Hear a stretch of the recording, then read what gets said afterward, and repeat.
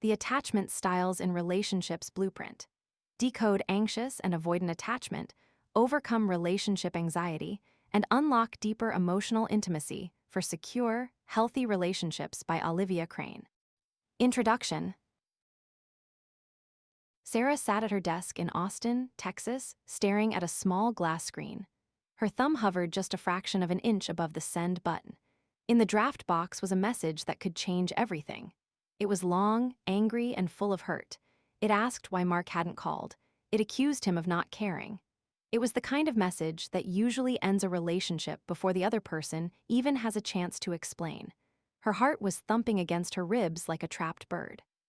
Her hands felt cold, even though the office was warm. She was a senior marketing manager for a big tech company. She was smart, she was successful, and she was great at her job. But in this moment, she felt like a scared child. She felt like if she didn't send that text, she might actually disappear. At the very last second, a notification popped up on her computer. It was an invite for a meeting she had forgotten about. Her boss walked by and knocked on her door. Sarah flinched, dropped her phone onto the rug, and took a deep breath. She didn't hit send. That was the near miss.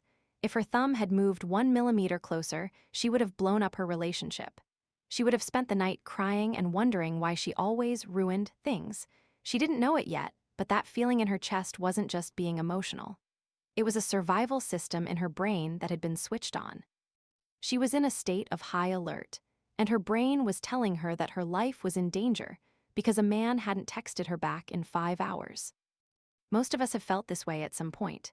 Maybe you are the person who checks your phone every 2 minutes, wondering if you said something wrong. Or maybe you are on the other side. Maybe you are the person who feels a wave of panic when someone gets too close, so you stop answering their calls or start finding tiny things you don't like about them. We often tell ourselves that we are just bad at love, or that we keep picking the wrong people. We think there is something broken inside us that makes us too needy or too cold. But the truth is much simpler and much more hopeful. You aren't broken. You are operating from a blueprint that was drawn long before you ever went on your first date.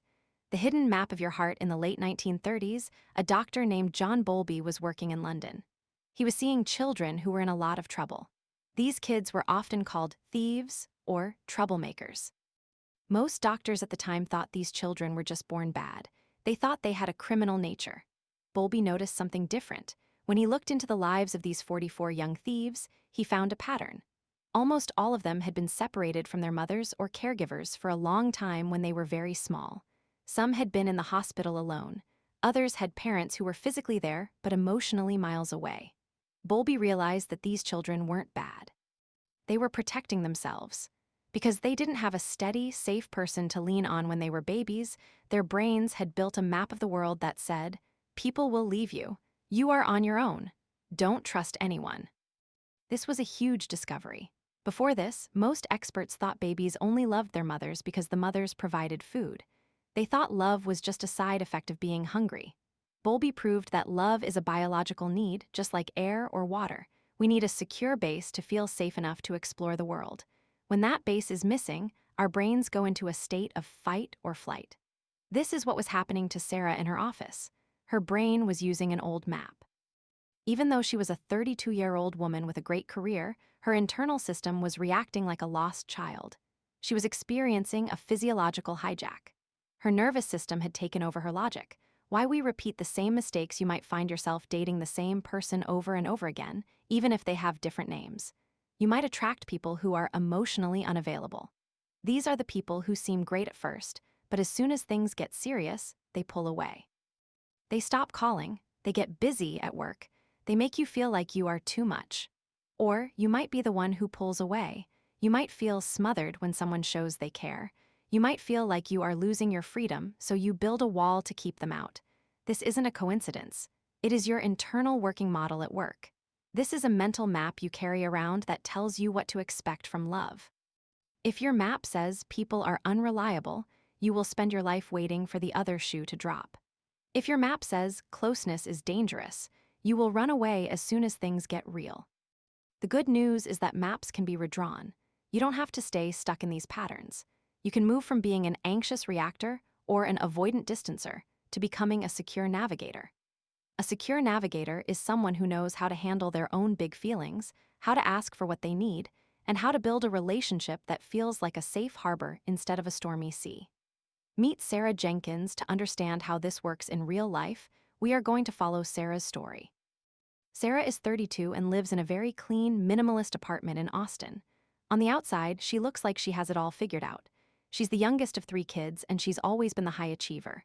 When her parents got divorced when she was 7, she decided she would be the good one so she wouldn't cause any more trouble. Currently, Sarah is dating Mark. Mark is handsome, smart, and very quiet. At first, Sarah loved his strong and silent vibe. But lately, that silence feels like a wall. When she tells him she misses him, he says, "I just saw you 2 days ago." When she asks about their future, he says he likes to live in the moment. Sarah spends a lot of time late at night scrolling through her phone, looking at their old texts. She looks for clues that he still loves her. She analyzes the tone of his voice. She worries that if she isn't perfectly attentive, if she doesn't fix every problem and stay perfectly pretty and happy, he will leave her. Sarah believes that if she works hard enough, she can earn love. She thinks love is a prize for being perfect. She doesn't realize that her anxiety is actually pushing Mark further away, and Mark's distance is making her anxiety even worse. They are caught in a dance that neither of them knows how to stop. The science of safety. This book is built on decades of research by people like John Bowlby, Mary Ainsworth, and Harry Harlow. They didn't just guess how love works, they proved it in labs and through years of observation. You will learn about the strange situation, a famous experiment that showed exactly how babies react when their parents leave and come back.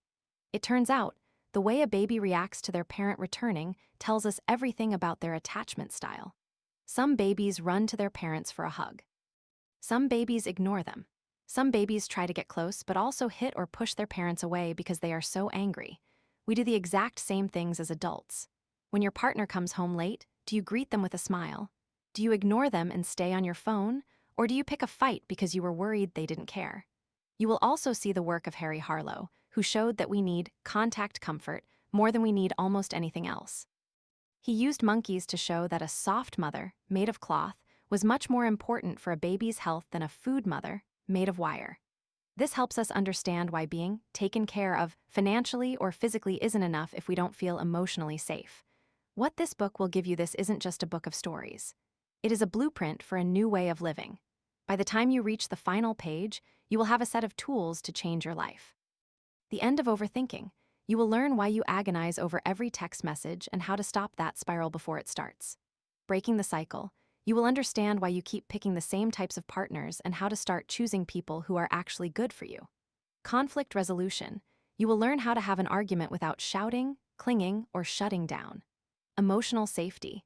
You will learn how to create a relationship where you feel seen and valued every single day. Self-regulation. You will get practical techniques to calm your own nervous system when you feel triggered.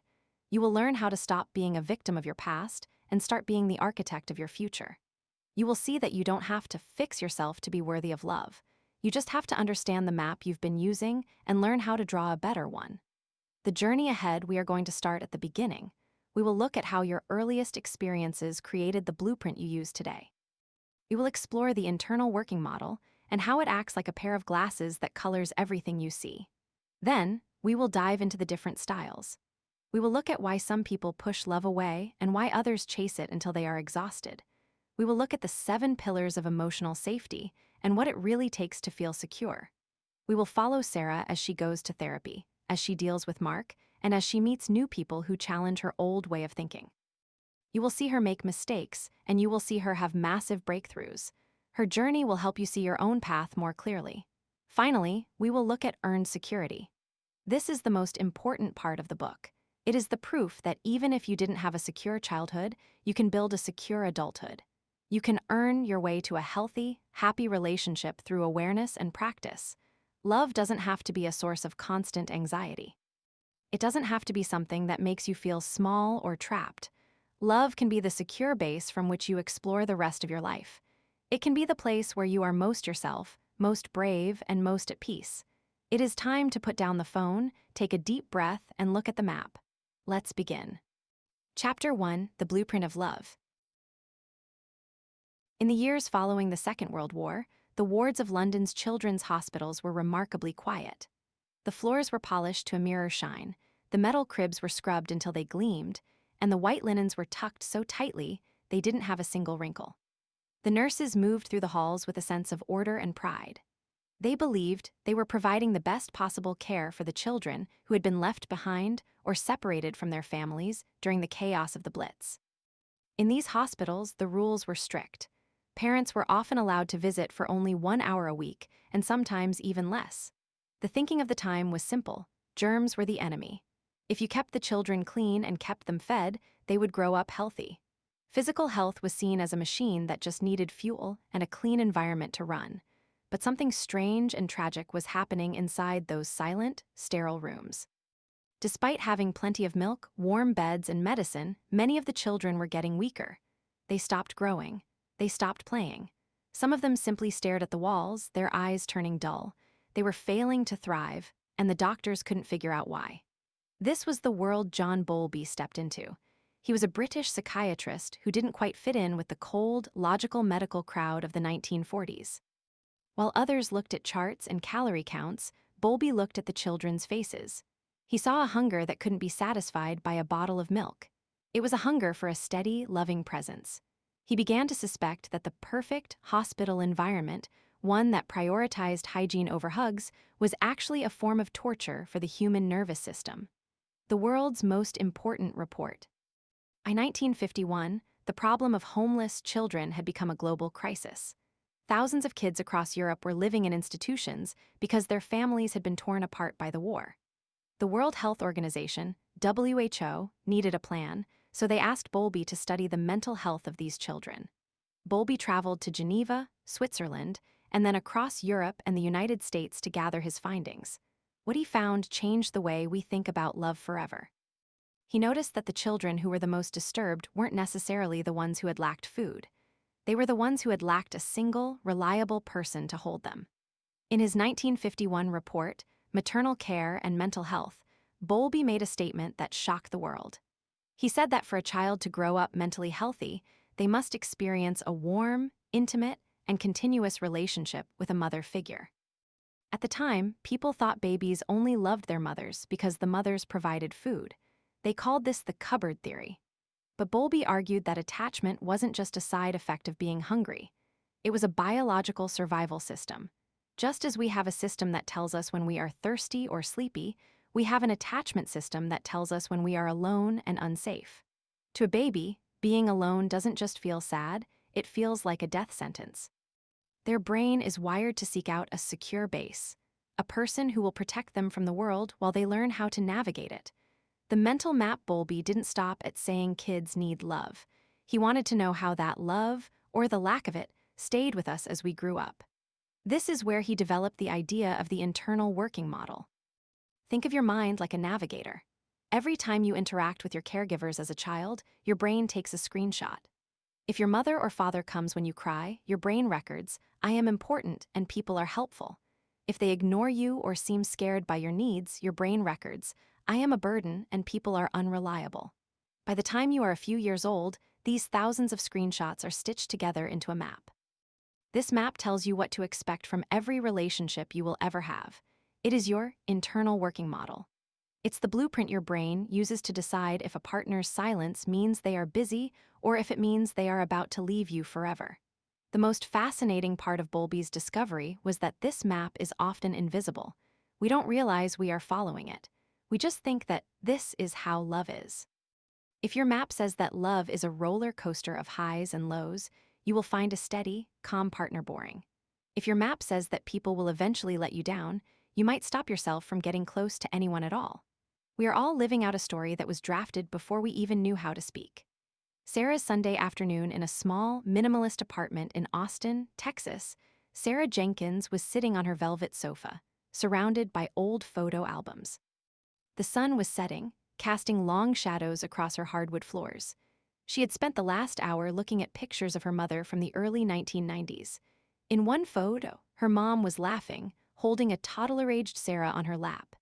In the next, her mom looked exhausted, her eyes focused on something far away, her arms hanging loosely by her sides. Sarah was 32, a successful marketing manager who could handle $1 million budget without breaking a sweat. But in her personal life, she felt like that toddler again. She was currently dating Mark, a man who seemed to have a do not disturb sign permanently hung over his heart.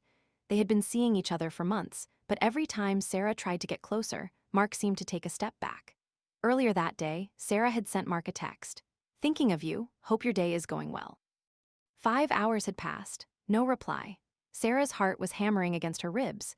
She had checked her phone 47 times. She had even restarted the device, hoping the message was just stuck in some digital void. She knew she was overreacting. She knew Mark was likely just busy or watching a game. But her body didn't care about logic. Her chest felt tight, her hands were cold, and her mind was spinning through every possible reason he hadn't replied. Is he with someone else? Did I say something wrong yesterday? Is he realizing he doesn't actually like me? Looking at the photos of her mother, Sarah began to see the pattern. Her mother had been hot and cold.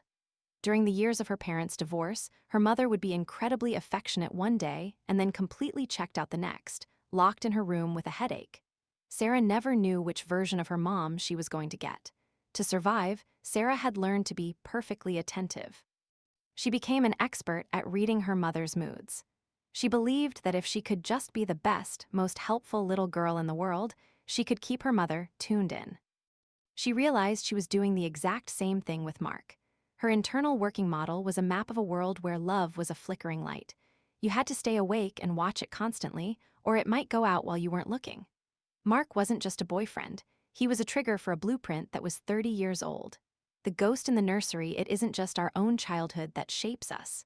We are often carrying the maps of our parents and their parents before them. A psychologist named Selma Freyberg called this the ghost in the nursery. She noticed that when a mother holds her baby, she isn't alone in the room. She is bringing all her own unremembered memories of being held or being dropped into the interaction. If a mother was never comforted when she was small, she might feel a strange sense of anger or panic when her own baby cries. She might not even know why she feels that way.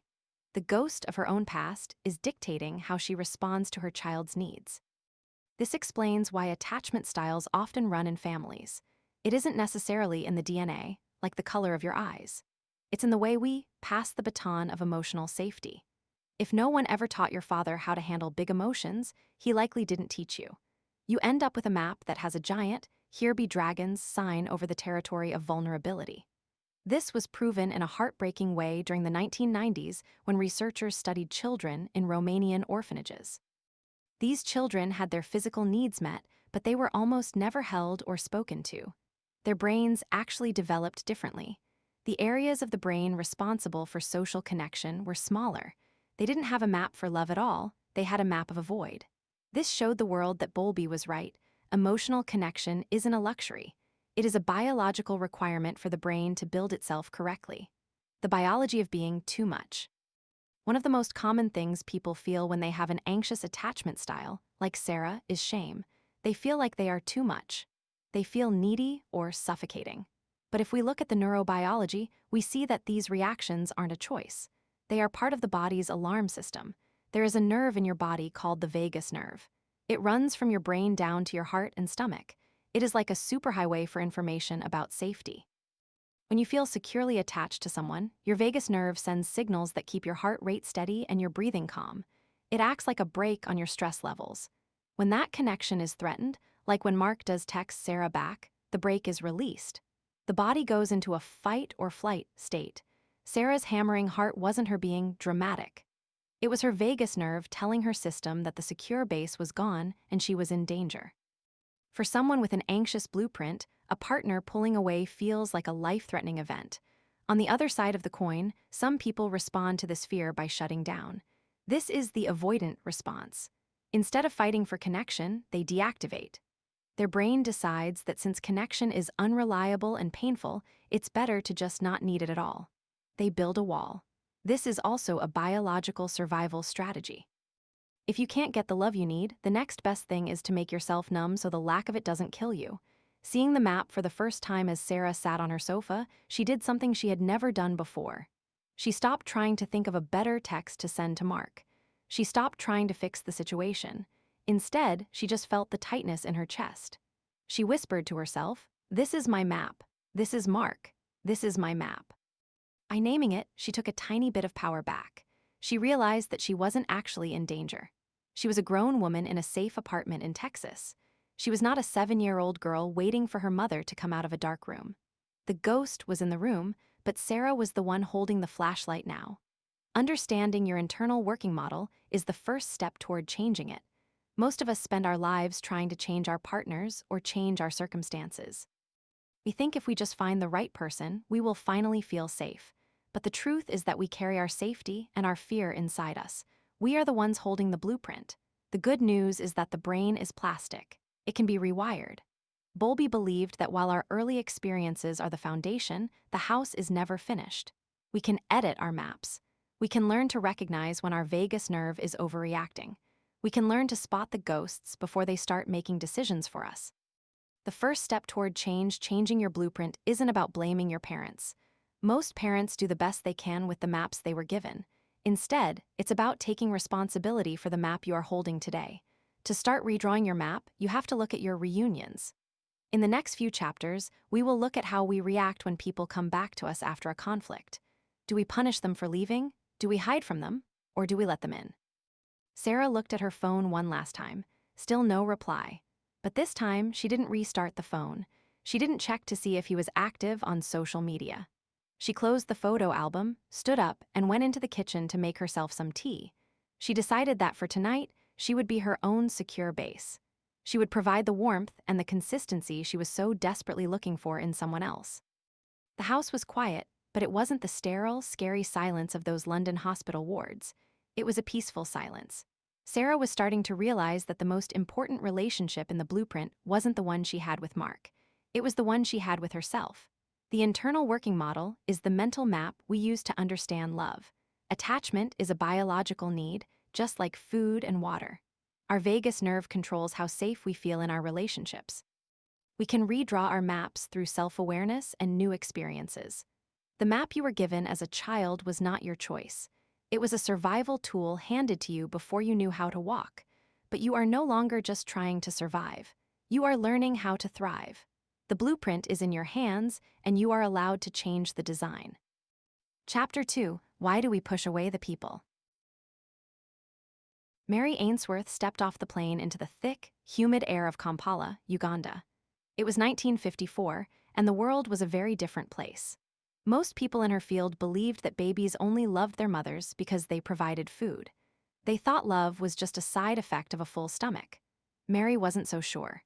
She had spent years working with John Bowlby, and they both suspected there was something much deeper happening between a parent and a child. She moved into a small house and began visiting local families. She didn't want to sit in a lab, she wanted to see how life actually happened. She spent hours sitting on the floor of small homes, watching 26 different mothers and their infants. She watched how they played, how they ate, and most importantly, what happened when they were apart. One afternoon, Mary noticed something that didn't fit the rules of psychology at the time. She saw a baby whose mother had walked out of the room. Most babies would scream or crawl toward the door. This baby didn't. He stayed perfectly still. He kept playing with his wooden toy as if nothing had happened. When his mother came back into the room a few minutes later, he didn't look up. He didn't reach for her. He didn't even acknowledge she was there. To an outsider, this looked like the perfect baby. He was calm. He was independent. He didn't need anyone. The neighbors might have told the mother how lucky she was to have such an easy child. But Mary watched closer. She saw the way the baby's body was stiff. She saw that he wasn't actually relaxed, he was frozen. This was the birth of what we now call avoidant attachment. Mary realized that this baby wasn't independent because he was strong. He was independent because he had given up. He had learned very early on that when he cried, no one came. When he reached out, he was ignored or pushed away. To protect his own little heart from the pain of being rejected, he simply stopped asking. He built a wall. The myth of the independent soul, we often hear people say they are lone wolves. We see characters in movies who are strong, silent, and don't need anyone to help them. We are told that being needy is a weakness and that the best way to live is to be completely self-sufficient. In the world of dating, the person who cares the least is often seen as the one with all the power. This is a massive myth. Humans are biological creatures designed for connection. We aren't built to be alone any more than a fish is built to live on dry land. When someone says, "I don't need anyone," they aren't describing a personality trait. They are describing a survival strategy. Think back to those babies in Uganda. If a baby cries for help and no one responds, the baby has two choices. They can keep crying until they run out of energy and attract a predator, or they can shut down to save their life. Shutting down is the smart move for survival, but it comes at a very high cost. That baby grows up to be an adult who believes that other people are unreliable, that closeness is dangerous, and that the only person they can truly count on is themselves. This is the avoidant blueprint. It isn't about being mean or cold. It's about a nervous system that is constantly on guard against being let down. When an avoidant person gets close to someone, their internal alarm system goes off. It screams, "They are going to smother you. They are going to trap you. Get out before they hurt you." The CEO and the glass wall take the story of a man named Robert. Robert was a high-level CEO in a big city. He was the kind of guy who could close $1 million deal without breaking a sweat. He was sharp, focused, and incredibly successful. In his professional life, everyone looked up to him. But his personal life was a graveyard of 3-month relationships. Every time Robert started dating someone new, it followed the same pattern. The first few weeks were great. He was charming and attentive, but as soon as the other person started to show real feelings, as soon as they asked to leave a toothbrush at his house or wanted to talk about the future, Robert would feel a physical sense of disgust. He called it the ick. Suddenly, the woman he thought was beautiful seemed too loud or too demanding. He would start focusing on tiny flaws, like the way she chewed her food or a joke she told that wasn't funny. He would stop answering texts for days. He would tell himself he was just too busy with work. Robert wasn't trying to be a jerk. He actually felt like he was suffocating. To him, intimacy felt like a cage. This is what we call deactivating strategies. These are the tools the brain uses to push people away whenever the threat of closeness gets too real. Robert's brain was using these flaws and his busy schedule as a hammer to build a wall between him and the person who loved him. He was like those babies Mary Ainsworth watched. He had learned long ago that needing someone was a recipe for disappointment, so he became his own secure base. The problem was that his base was lonely and cold. He was successful in the boardroom, but he was a ghost in his own living room. How the wall is built. To understand why someone pushes love away, you have to look at the tools they use to do it. These aren't conscious choices. Most avoidant people don't wake up and think, "I'm going to ruin my relationship today." Instead, their brain does it for them. Here are the most common ways the avoidant wall is built. Focusing on small flaws, this is the flaw finder. The brain picks one tiny thing, the way a partner dresses, a specific word they use, or their hobbies, and obsesses over it. This makes the partner seem wrong for them, giving the avoidant person an excuse to leave. The Phantom X, this is a classic trick. The avoidant person keeps an old flame on a pedestal. They tell themselves that no one will ever be as good as Sarah, or "I'm still not over my first love." By pining for someone who isn't there, they never have to be fully present with the person who is there. Pulling away when things are good. This is the most confusing one for partners. After a wonderful weekend or a deep conversation, the avoidant person will suddenly disappear or become cold. This is because the closeness triggered their danger response. They need to create distance to feel safe again. Keeping secrets. They might withhold information about their day, their feelings, or their plans. Information is power, and sharing it feels like giving up control. Physical distance. Walking a few steps ahead of a partner, working long hours, or choosing hobbies that require being alone are all ways to keep the wall intact. When you see these behaviors, it's easy to get angry. But if you look under the surface, you'll see a person who is terrified. They aren't pushing you away because they hate you. They are pushing you away because they are scared of how much they might need you. The trap of hyperindependence. In our culture, we praise people who don't need help. We call them self-made. But in a relationship, hyperindependence is actually a trauma response. It's the belief that if I ask for help, I will be rejected, so I will do everything myself. Imagine a person trying to carry a heavy couch up a flight of stairs alone. They are sweating, their back is hurting, and they are about to drop it.